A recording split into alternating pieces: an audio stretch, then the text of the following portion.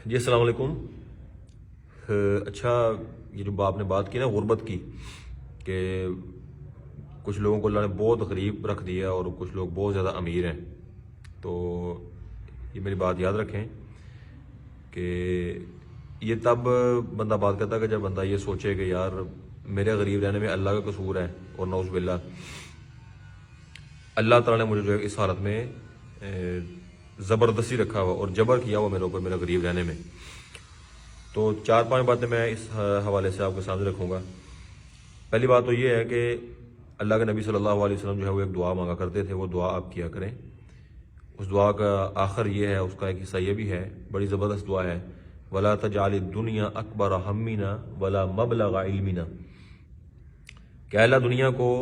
ہمارا سب سے بڑا غم اور ہم نہ بنانا، اور ایسا نہ ہو کہ ہمارا علم جو ہے وہ صرف دنیا تک ہی محدود ہو جائے، کہ ہمارا علم بس دنیا کے مال کے ارد گرد ہی گھومتا رہے۔ تو کیونکہ جب کسی چیز کو بہت بڑا غم بنا لیا جائے نا، سب سے بڑا اپنا مسئلہ اور سب سے بڑی پریشانی جس چیز کو بندہ بنا لیتا ہے نا، تو سب سے بڑا جھٹکا اس کے جانے سے لگتا ہے۔ تو ہمارا مسئلہ یہی ہے، یہاں پہ آ کے ہم اللہ تعالیٰ کے بارے میں نعوذ باللہ جو تذبذب کا شکار ہو جاتے ہیں نا، تو ہم نے دنیا کو اپنا سب سے بڑا مسئلہ دنیا کو بنا لیا۔ جو جب دنیا ہم سے جاتی ہے نا، یہ ہمیں نہیں ملتی، تو ہمیں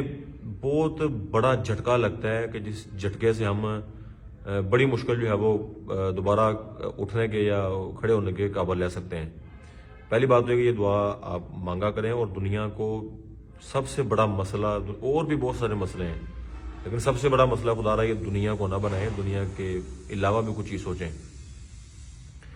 دوسری بات ہے کہ دیکھیں،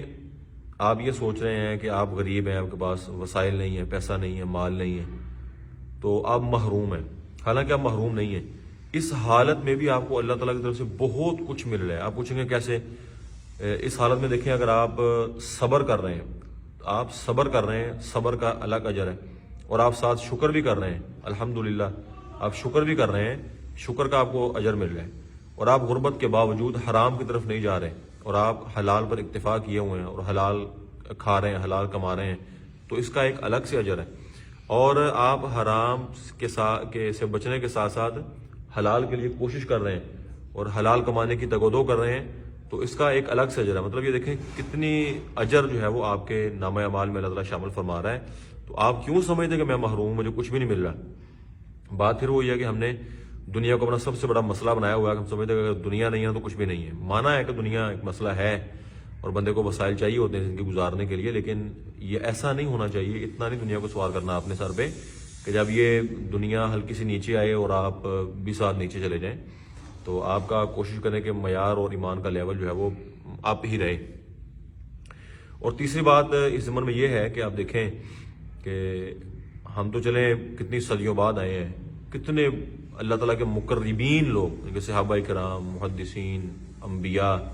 وہ کیسی زندگی گزار کے گئے ہیں۔ صحابہ کرام رضوان اللہ علیہم اجمعین، انہوں نے کتنے ان پہ حالات کڑے آئے،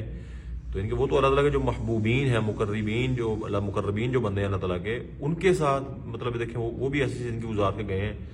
تو مطلب انہوں نے تو نہیں ایسا کوئی شکوہ کیا یا کوئی شکایت کی، تو یا وہ اللہ تعالیٰ سے دور نہیں ہوئے بلکہ مزید اللہ تعالیٰ کے وہ قریب ہو گئے ہیں۔ تو یعنی کہ اس کا مطلب یہ ہے کہ اللہ تعالیٰ کو دیکھیں آپ سے بڑی محبت ہے، یہ نہیں کہ اللہ تعالیٰ کو آپ سے نعوذ باللہ کو نفرت ہے، لیکن اللہ تعالیٰ کے جو قریب ترین جو لوگ تھے، قریب ترین جو ہستیاں تھیں، وہ بھی دیکھیں زندگی گزار کے گئے ہیں، اور کتنی قسمہ پرسی کی زندگی انہوں نے گزاری ہے، لیکن کبھی انہوں نے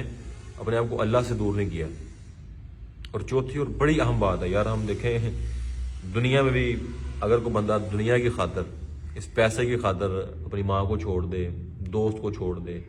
بھائی کو چھوڑ دے، باپ کو چھوڑ دے، اولاد کو چھوڑ دے، ایون کہ اپنے یاروں کو چھوڑ دے، دنیا کیا کہتی ہے؟ دنیا کہتی ہے یار دنیا دی خاطر ماں چھڑ دی انہیں، دنیا دی خاطر پیو چھڑتا انہیں، دنیا دی خاطر پیسے دی خاطر یار چھڑتا، پیسے دی خاطر نیانے مرواتے، نیانے چھڑتے انہیں۔ تو کیا یار دنیا اتنی حاوی ہم پر ہو گئی ہے، دنیا کو ہم نے اتنا مسئلہ بنا لیا کہ ہم اب دنیا کے لیے اپنے اللہ کو چھوڑ دیں گے؟ یار دیکھیں نا کہ ہم دنیا کے لیے دنیا کو چھوڑیں، دنیا کے لیے اپنے ماں باپ کو چھوڑیں، تو دنیا تانے دیتی ہے کہ یار ہم بھی تانے دیتے ہیں نا کہ یار دنیا کے پیسے کی خاطر اس نے اپنی جو ہے وہ والدین چھوڑ دیے۔ تو کیا یار ہمارا ایمان اتنا نیچے چلا گیا، یا دنیا ہمارا اتنا اہم مسئلہ بن گئی ہے کہ ہم نے اس دنیا کی خاطر اللہ تعالیٰ کو چھوڑ دیا ہے. تو یہ بڑا ایک لمحہ فکری ہے. اور پانچویں بات یہ ہے کہ آپ بالفرض خدا نہ کرے اللہ نہ کرے ایسا ہو، آپ صراط مستقیم پہ قائم رہیں. جو لوگ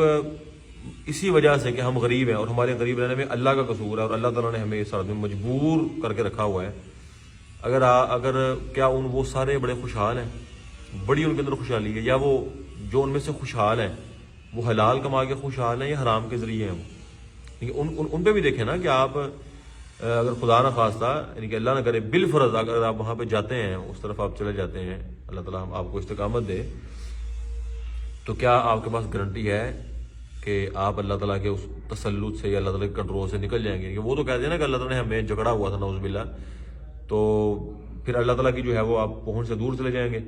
آزاد ہو جائیں گے. یعنی کہ مطلب یہ کوئی پیمانہ ہے کہ جو بندہ مسلمان ہے یا شرع کا پابند ہے وہ اللہ تعالیٰ کی جو ہے وہ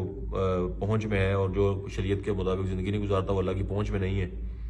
اس کی کیا گارنٹی ہے کہ ہم وہاں جا کے بڑے خوشحال ہو جائیں گے اور حلال کما کے خوشحال ہوں گے؟ اس لیے